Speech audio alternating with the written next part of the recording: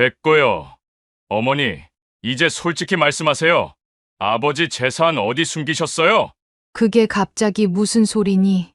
아버지가 그 큰 회계법인에서 파트너로 계셨는데 이거밖에 없다면 누가 믿겠어요? 됐고요. 짐 싸세요. 부동산에서 집 보러 올 거니까. 뭐라고? 내 아버지와 내가 40년 동안 지켜온 집인데 누구 마음대로 그런 결정을 해. 아, 진짜 답답하네. 봐요. 여기 등기부등본. 이 집 아버지 명의잖아요. 그러니까 우리 거라고요. 엄연히 어머니는 여기 계실 자격도 없어요. 엄마도 이제 나이 드셨잖아요. 우리 힘들게 하지 말고 요양원 가세요. 거기가 더 편하실 거예요. 이게 다 무슨 소리니? 너희가 어떻게 이럴 수 있니? 황당하세요? 그럼 아버지 재산 다 어디다 숨겼는지 말씀하세요. 말씀하시든지 나가시든지 둘 중 하나예요. 너희 아버지의 노력이 이렇게 무시당할 줄은 몰랐다. 엄마 설마 우리한테 효도라도 바라세요? 효도할 돈이 있어야 하죠. 아버지 돈이 있는지도 없는지도 모르는 판에 무슨 효도를 해요. 말이 안 통하네요. 됐고, 짐은 나중에 보내드릴 테니 나가세요. 아니, 얘들아, 잠깐만. 내 지갑이랑 전화라도. 좀 나가시라고요. 우리를 나쁜 새끼 만들어야 속이 시원하세요? 우리 생각 안 해봤어요? 나가세요. 우리도 좀 살자고요. 영상 시작 전 구독과 좋아요 부탁드립니다. 안녕하세요. 저는 올해 72세가 된 박혜숙입니다. 제가 이렇게 사연을 보내게 될 줄은 꿈에도 몰랐습니다. 평생을 남편과 아이들을 위해 살아온 평범한 주부였던 제가 이제 와서 이런 고백을 하게 되네요. 겨울비가 추적추적 내리던 그날도 평소와 다름없는 아침이었습니다. 여보, 일어나세요. 오늘 봉사활동 가는 날이잖아요. 항상 그랬듯이 남편을 깨우는 것으로 하루를 시작했습니다. 아이고, 벌써 이렇게 시간이. 여보, 고마워. 늘 그렇듯 따뜻한 미소를 지으며 일어나던 남편. 그 모습이 마지막이 될 줄은 아무도 몰랐습니다. 그날 오후 갑자기 걸려온 전화 한 통. 남편이 봉사활동 중에 쓰러졌다는 소식이었습니다. 병원으로 달려갔지만 이미 늦었습니다. 마지막으로 남긴 말도 어려운 이웃들 잘 부탁드립니다. 였다고 합니다. 끝까지 자신보다 남을 먼저 생각하는 사람이었죠. 장례식장의 차가운 형광등 아래서 울리는 큰아들의 목소리가 아직도 귓가에 생생합니다. 어머니, 아버지가 그동안 모아놓으신 게 이게 다예요. 서류 뭉치를 훑어보는 아들의 눈빛이 차갑게 빛났습니다. 오빠, 그건 나중에. 딸이 말했지만 검은 상복 사이로 보이는 그 아이의 눈빛은 역시 돈을 향해 있었습니다. 저는 그저 멍하니 지켜볼 수밖에 없었습니다. 어머니, 아버지가 남기신 통장이나 보험 서류 있으시면 주세요. 제가 정리해 드릴게요. 작은 아들은 마치 회사 업무를 처리하듯 사무적으로 말했습니다. 장례를 마치고 돌아온 집.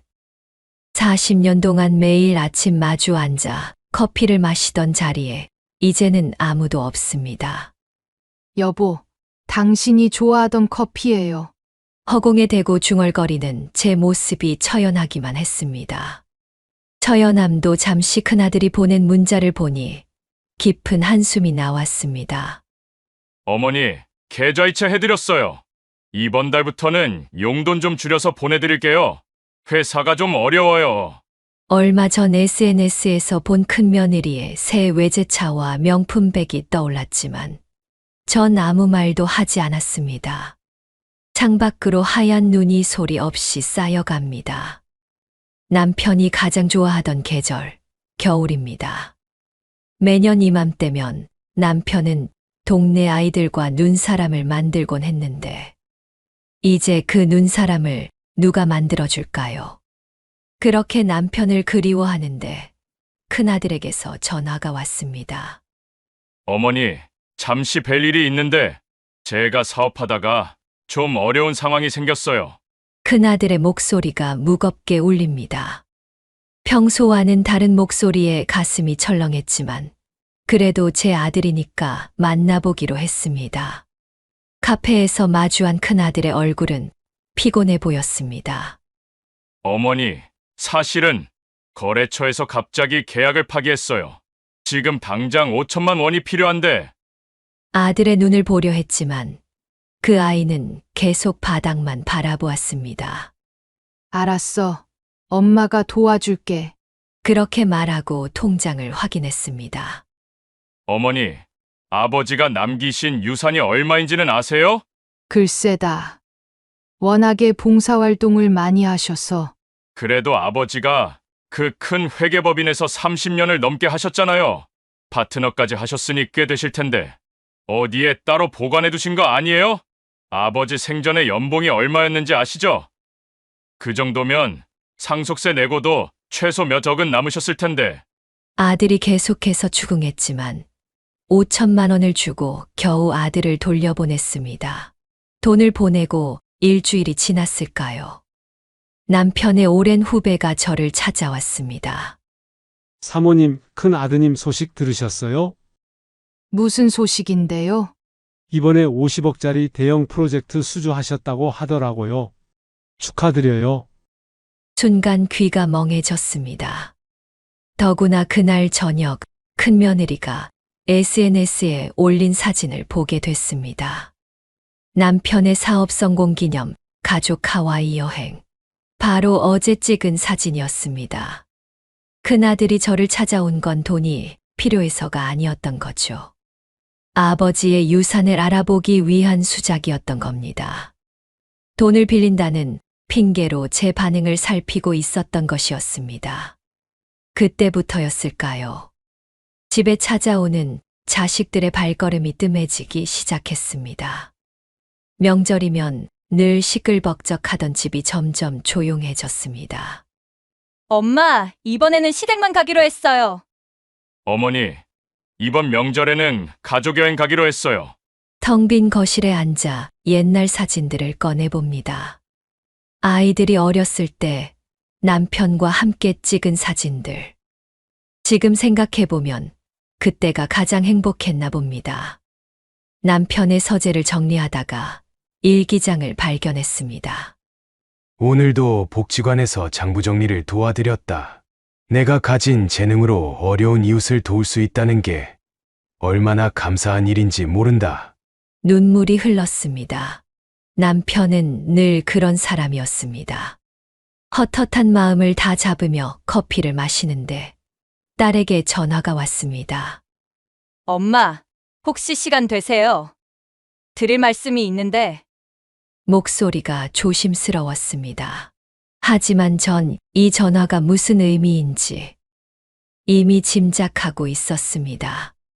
딸을 만난 곳은 강남의 한 고급 카페였습니다.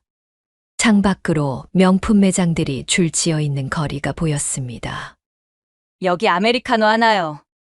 딸은 건성으로 주문을 하고는 곧바로 본론으로 들어왔습니다. 엄마, 사실은 수민이가 미국 유학을 가게 됐어요.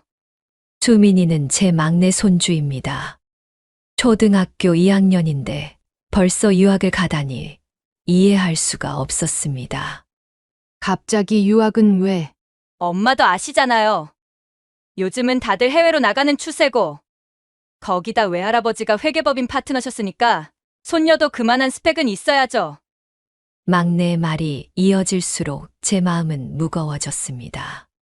학비가 좀 많이 나올 것 같은데 엄마가 좀 도와주시면 안 될까요? 역시나 돈 이야기였습니다. 얼마나 필요한데? 일단 1년에 한 8천만 원 정도요. 학비랑 기숙사비, 용돈까지.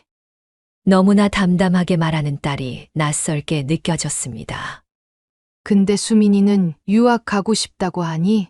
그건 제가 알아서 할게요. 어차피 나중엔 감사해야 할 거예요.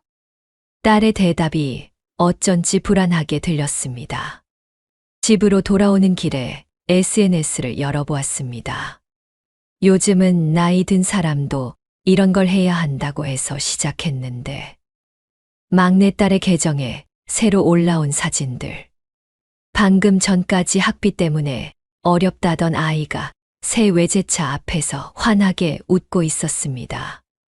드디어 바꿨다. 새 차 냄새 최고. 손이 떨려왔습니다.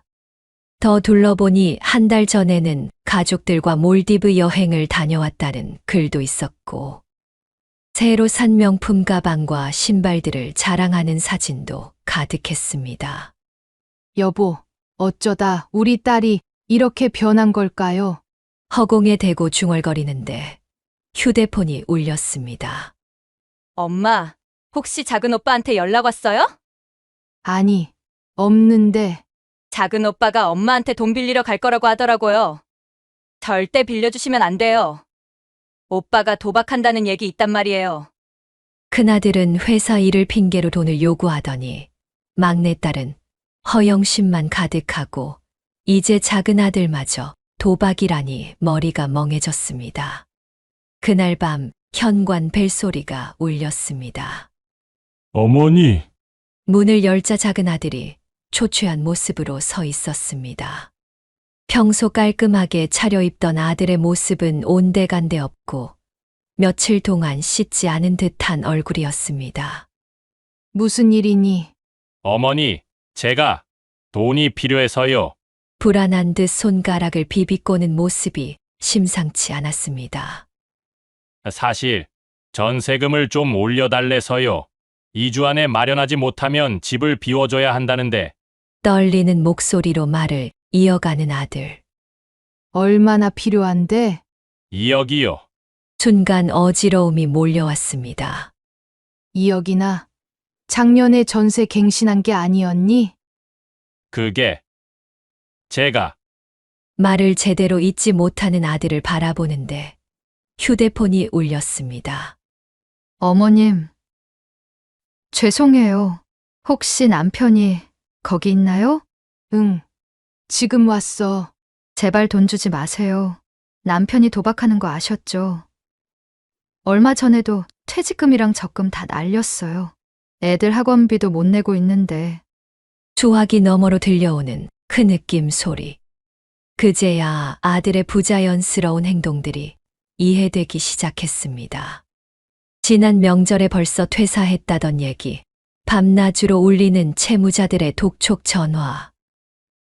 엄마, 이번 한 번만 도와주세요. 진짜 마지막이에요. 이번에는 꼭 딸 수 있어요. 아들의 눈빛이 달라져 있었습니다. 도박 중독자 특유의 간절함과 초조함이 역력했습니다. 아들아. 목이 메었습니다. 아들은 제 무릎을 꿇고 앉아 눈물을 흘리기 시작했습니다. 그때 다시 전화가 울렸습니다. 이번에는 도박 빚 독촉 전화였습니다. 스피커폰으로 새어나오는 협박성 목소리에 아들의 얼굴이 백지장처럼 변했습니다. 저 가볼게요. 아들이 휴대폰을 받으며 현관으로 향했습니다. 그 뒷모습이 왜 이리 초라해 보이는지 남편의 사진을 바라봤습니다. 여보, 우리 아들이 도대체 어쩌다 이렇게 된 걸까요? 큰아들이 돈 빌려간 일도 그렇고 막내딸 만난 일도 그렇고 이제 작은 아들의 도박 문제까지. 자식들의 모습이 이렇게 달라질 거라고는 상상도 못했습니다. 며칠 밤을 뜬 눈으로 지새웠습니다. 자식들의 모습이 자꾸만 떠올랐습니다.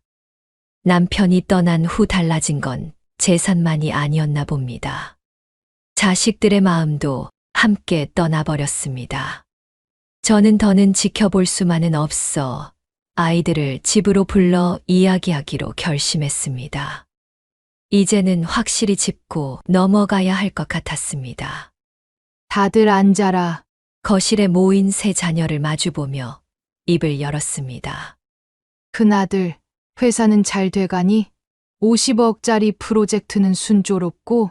네, 잘 되죠. 갑자기 그건 왜 물으세요? 거짓말로 돈 빌려가서 하와이 여행은 잘 갔다 왔어? 거짓말이라뇨. 사업하다 보면 돈이 급할 때도 있는 거고 휴가도 가야죠. 스트레스 관리는 해야 하니까요. 작은 아들, 너 도박 빚이 얼마나 되는지는 알고 있니? 그게 무슨 상관이에요? 제 돈으로 하는 건데. 너희 와이프한테 다 들었다. 퇴직금이랑 적금 날린 것도. 그래서요.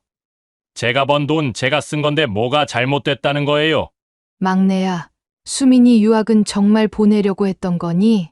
당연하죠. 돈만 있으면 보내고 싶죠. SNS 봤다. 몰디브도 가고 명품백도 사고. 그러면서 유학비는 왜 달라고 한 거야? 엄마, 제가 어떻게 사는 건 제 자유 아닌가요? 아버지가 그렇게 돈을 많이 벌었는데. 순간 거실이 조용해졌습니다. 그때 큰아들이 자리에서 벌떡 일어났습니다. 아니, 그보다 중요한 게 있죠. 어머니는 아버지 재산을 대체 어디다 숨기신 거예요? 뭐라고?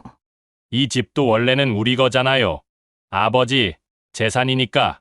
작은 아들이 당연하다는 듯 말했습니다. 맞아요. 솔직히 이 집에서 엄마 혼자 사시는 것도 좀 그렇지 않아요?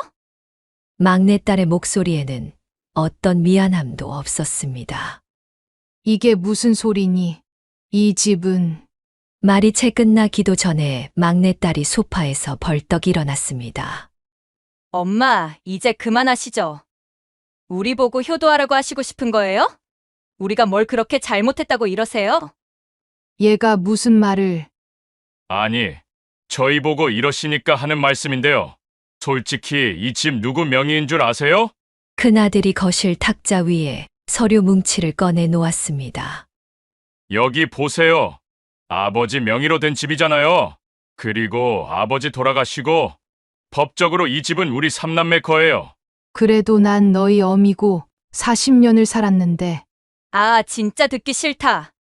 작은 오빠, 이거 어떡해? 막내의 말에 작은 아들이 한숨을 쉬며 일어섰습니다. 어머니, 우리가 이럴 줄 알았어요.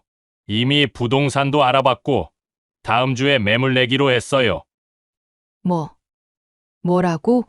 저희가 어머니 모시고 살 형편도 안 되고 이 집 팔아서 저희들 빚도 갚고 어머니는 좀 작은 집으로 옮기시는 게 좋을 것 같아요. 충격에 휩싸여 주저앉을 뻔했습니다. 이때 큰며느리가 안방으로 들어가 옷장을 열기 시작했습니다.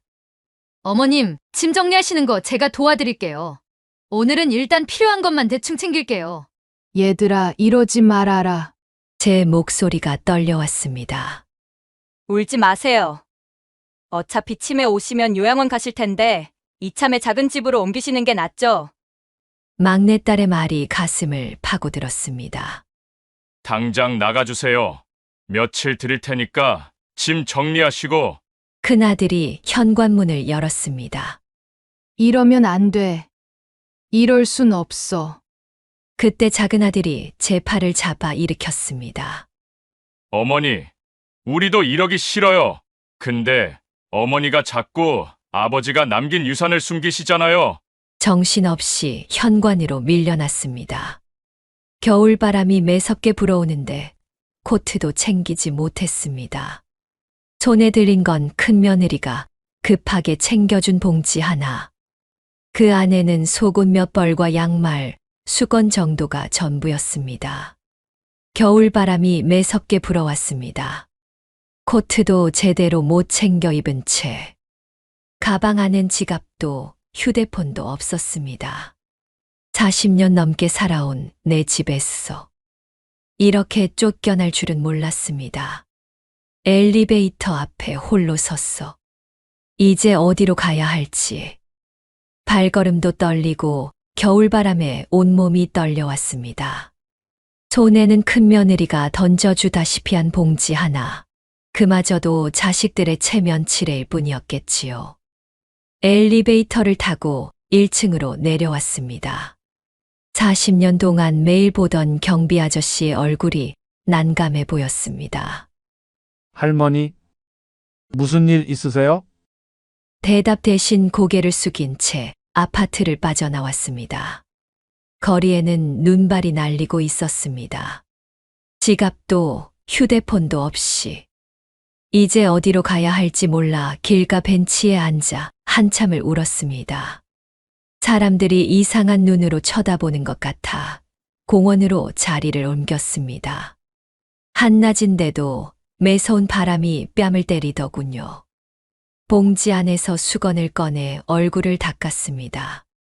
그나마 이것이라도 챙겨준 게 다행이라고 생각해야 하나. 여보, 당신은 우리 자식들이 이렇게 할 날이 올 거라고 생각이나 했었나요? 허공에 대고 중얼거리다 웃음이 났습니다. 우리 애들 어릴 때가 떠올랐어요. 큰아들이 처음 걸음마를 배우던 날, 작은 아들이 수능 성적표를 들고 좋아하던 날, 막내딸이 결혼식장에서 예쁘게 웃던 날. 그 기억들이 눈물과 함께 흘러내렸습니다. 사모님? 눈물 너머로 들려온 익숙한 목소리에 고개를 들었습니다. 남편의 오랜 동료 정민국 회계사였습니다. 아니, 여기에 이렇게 앉아 계시면 어떡해요? 날씨가 이렇게 추운데? 정 회계사는 제 모습을 보고 놀란 듯 했습니다. 일단 저희 집사람이 하는 찻집으로 가시죠. 정 회계사의 부인이 운영하는 찻집으로 자리를 옮겼습니다. 어머나, 사모님. 이게 어떻게 된 일이세요? 따뜻한 차와 함께 담요도 가져다 주었습니다. 그간의 일들을 이야기하는데 목이 메어왔습니다. 남편이 세상을 떠난 후의 일들. 큰아들의 거짓말, 작은아들의 도박, 막내딸의 허영심. 그리고 오늘 있었던 일까지. 그 녀석들이 어쩌면 그럴 수가. 정 회계사의 얼굴이 분노로 일그러졌습니다. 회계사님이 그렇게 자식 교육에 신경 쓰셨는데 어떻게 이럴 수가 있답니까? 잠시 침묵이 흘렀습니다. 정 회계사가 무언가 깊은 생각에 잠긴 듯 했습니다. 사모님, 실은 제가 댁에 찾아뵈려고 했던 참이었습니다. 그러더니 가방에서 서류 봉투를 꺼냈습니다. 이건 회계사님께서 제게 맡기신 겁니다. 네, 한 달 전이었어요. 돌아가시기 전에 제게 부탁하셨어요. 정 회계사의 목소리가 무거워졌습니다. 회계사님께서 말씀하셨습니다. 혹시 자식들이 이상한 행동을 하거든 그때 사모님께 이걸 전해달라고 당부하셨습니다. 봉투 안에는 남편의 글씨로 된 편지가 들어 있었습니다. 사랑하는 아내에게. 남편의 글씨체가 선명했습니다. 이건 신탁계좌 관련 서류입니다. 회계사님께서 따로 마련해 두신 사모님 노후자금이에요. 정 회계사의 설명이 이어졌지만 귀에 잘 들어오지 않았습니다. 남편은 이미 모든 걸 알고 있었던 걸까요? 창밖으로 눈이 더욱 거세게 내리고 있었습니다. 차가운 유리창에 머리를 기대자 불현듯 눈물이 흘러내렸습니다. 사모님 뒷장이 더 있습니다. 정 회계사의 말에 다시 편지를 들여다보았습니다. 여보, 당신과 함께한 시간이 제일 행복했소. 복지관에서 봉사한다고 늘 걱정하던 당신 모습이 아직도 선하오. 하지만 난 그때마다 우리 자식들의 눈빛을 보았소. 돈이 보이면 눈빛이 달라지는 그 모습들. 그래서 준비했소. 매달 들어오는 연금과 신탁 계좌를 말이오. 아이들 모르게 당신 명의로 해놓았소. 정회계사가 모든 걸 도와줄 거요. 편지를 덜덜 떨리는 손으로 내려놓았습니다. 사모님, 이제 제가 설명드리겠습니다. 정 회계사가 서류 하나를 펼쳤습니다. 회계사님께서 국민연금은 물론 개인연금과 퇴직연금까지 전부 사모님 명의로 해두셨습니다. 매달 850만 원씩 들어옵니다. 그게 무슨... 거기다 신탁 계좌에는 정 회계사가 잠시 망설이더니 숫자를 적어 보여주었습니다. 그 순간 눈앞이 아찔했습니다. 이게 다 제 돈이라고요? 네. 모두 사모님 명의입니다. 자식들이 손도 댈 수 없게요. 남편이 평생 모아온 재산을 이렇게 봉사활동을 한다며 재산을 낭비한다고 불평하던 자식들. 하지만 그것은 자식들의 욕심을 시험하는 것이었을까요? 회계사님께선 늘 말씀하셨어요. 돈이 사람의 본성을 보여준다고. 정 회계사의 말이 가슴을 파고들었습니다. 그런데 말이죠. 요즘 자녀분들이 여기저기 수소문을 하고 다니시나 봅니다. 무슨 말씀이신가요? 그게 회사 동료들에게 전화도 하고 회계법인에도 몇 번 찾아왔더라고요. 아버님 재산이 이것밖에 없을 리 없다면서. 아, 그랬군요. 큰아들이 돈을 빌려달라며 제 반응을 살피더니 그걸로는 부족했나 봅니다. 결국 아버지의 흔적을 더 찾아 나선 거겠지요. 어제는 따님이 찾아왔었어요. 아버님의 퇴직금이 얼마였는지, 회사에서 받은 혜택은 뭐가 있었는지. 한참을 캐물었어요. 창밖에는 여전히 눈이 내리고 있었습니다. 그때 정 회계사의 휴대폰이 울렸습니다. 화면에 큰아들의 이름이 떴습니다. 이런. 아직도 계속 전화가 오네요. 정 회계사가 한숨을 쉬었습니다. 아마 곧 사모님께도 연락이 올 겁니다. 핸드폰도 못 챙겨 나온 게 다행이다 싶은 순간이었습니다. 저는 정 회계사의 도움으로 작은 원룸에 짐을 풀었습니다.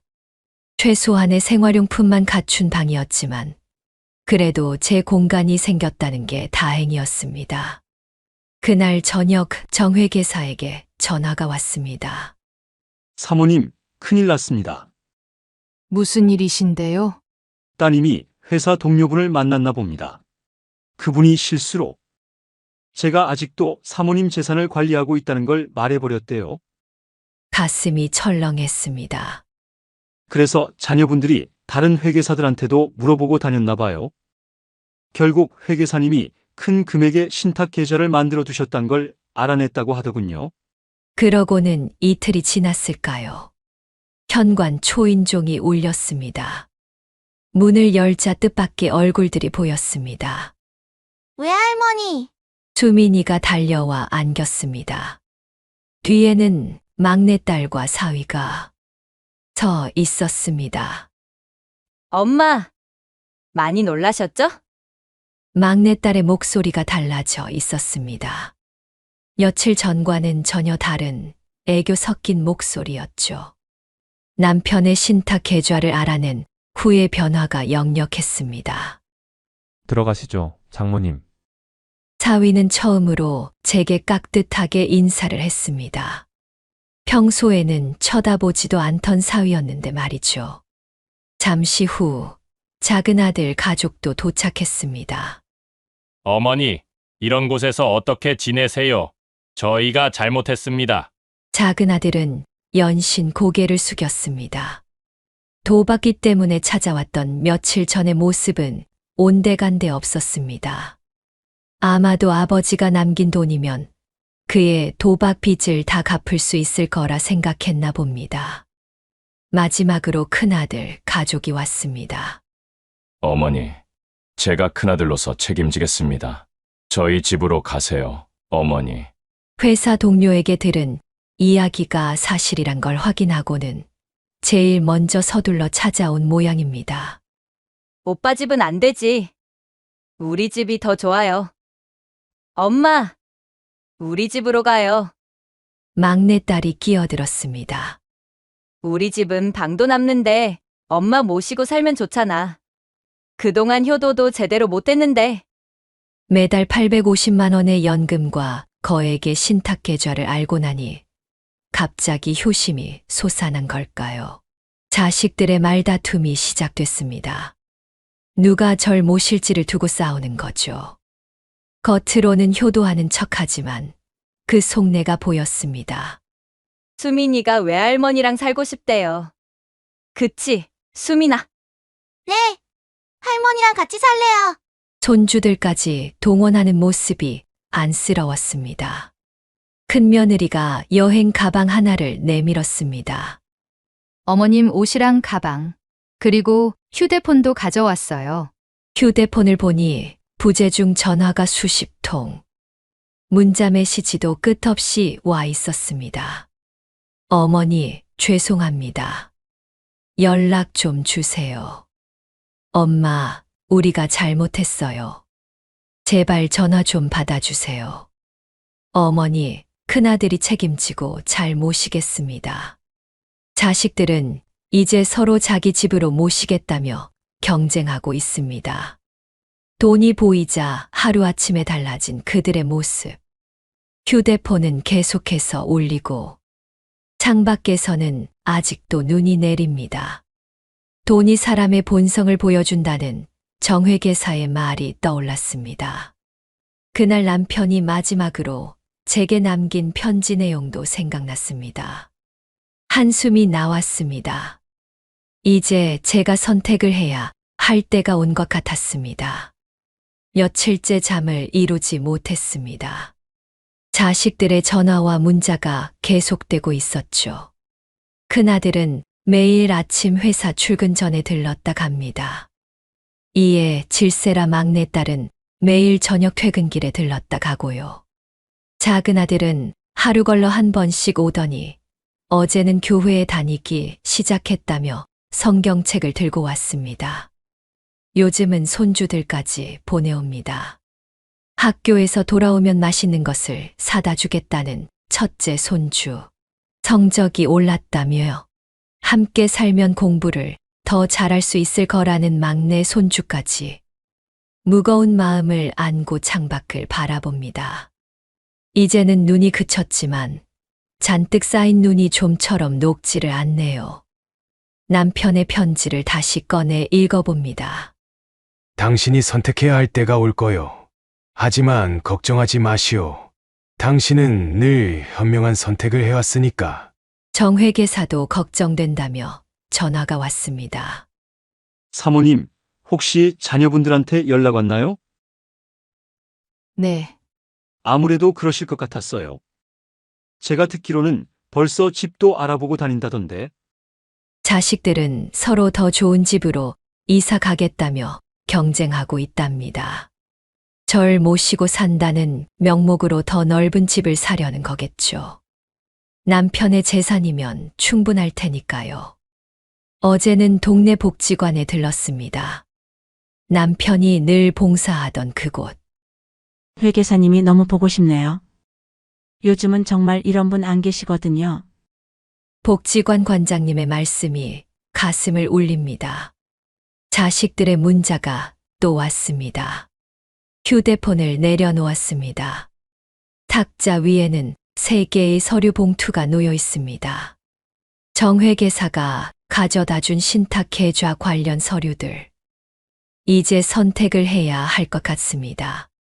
봄이 오기 전에 내린 눈이 조금씩 녹기 시작하네요.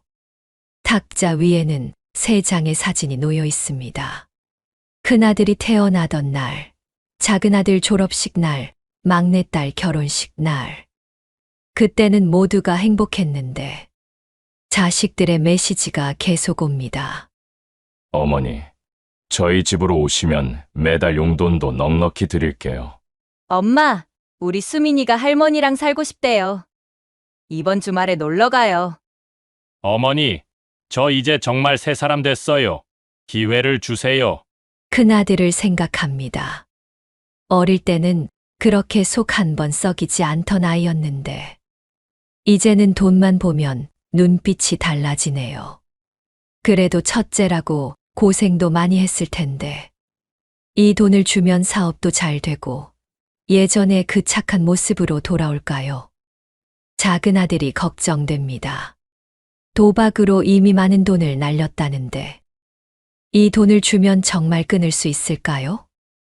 아니면 더 큰 도박에 빠지게 될까요?